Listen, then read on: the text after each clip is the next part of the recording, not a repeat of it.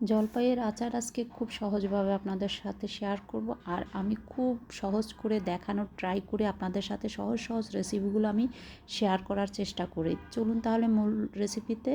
প্রথমে আমি কড়াইতে প্রায় এখানে 250 গ্রামের মতন তেল দিয়েছি, কারণ আমি এটা তেল দিয়ে করব। রসুন দিয়েছি 2টা। এখন আমি একটু রসুনটাকে হালকা একটু ভেজে নিব, বেশি ভাজবো না, একটু হালকা করে ভাজবো। তারপরে এখানে দিয়ে দিচ্ছি কয়েকটা শুকনো মরিচ।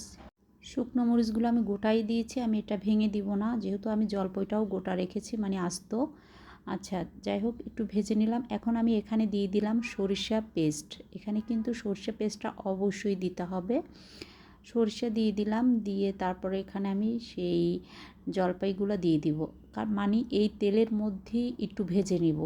যদি আমি এই তেলের মধ্যে পুরো জলপাইগুলোকে ভেজে নিই, সেক্ষেত্রে কিন্তু জলপাইগুলো আপনার ভেঙে যাবে না, মানে গোটা থাকবে, আবার পানিও থাকবে না, ভালো মতন সুন্দর করে হয়ে যাবে। এখন আমি একটু নেড়ে চেড়ে ভেজে নেওয়ার পরেই কিন্তু আমি দিয়ে দিলাম একটু পানি। তারপরে দিয়ে দিলাম আবারও শুকনো মরিচ গুঁড়া করে, যেহেতু আমি একটু ঝাল টক মিষ্টি করবো এটা। তারপরে দিয়ে দিলাম রাঁধুনি, পাঁচফোড়ন দিয়ে দিলাম, স্বাদ মতন লবণ দিয়ে দিলাম। দিয়ে তারপরে কিন্তু আমি এখন এটাকে নেড়ে চেড়ে রান্না করব। আর এই জলপাইয়ের কালারটা আনার জন্য একটু হলুদ দিয়ে দিলাম, সামান্য পরিমাণ দিবেন।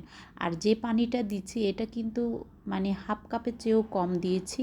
এই পর্যায়ে চুলার আঁচটা মিডিয়াম লো আছে রাখবেন, না হয় কিন্তু নিচ থেকে পুড়ে যাওয়ার সম্ভাবনা থাকবে, কারণ এই পাতিলগুলোতে নাকি পুড়ে যায় নিচে দিয়ে।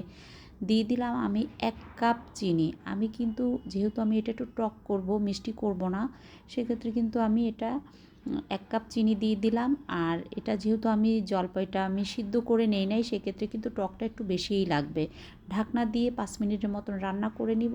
এই যে 5 মিনিটের মতন রান্না করে নিয়েছি, কিন্তু এই 5 মিনিটের মধ্যে মাঝে মাঝে কিন্তু আমি এভাবে নেড়ে দিয়েছি, কারণ না হয় পাতিলের নিচে কিন্তু লেগে যায়। তারপর মোট কথা এভাবে রান্না করার কিছুক্ষণ পর যখন মনে হবে পানি নাই, তখন কিন্তু হাফ কাপ দিয়ে দিতে হবে ভিনিগার, সাদা ভিনিগারটা দিয়ে দিলাম।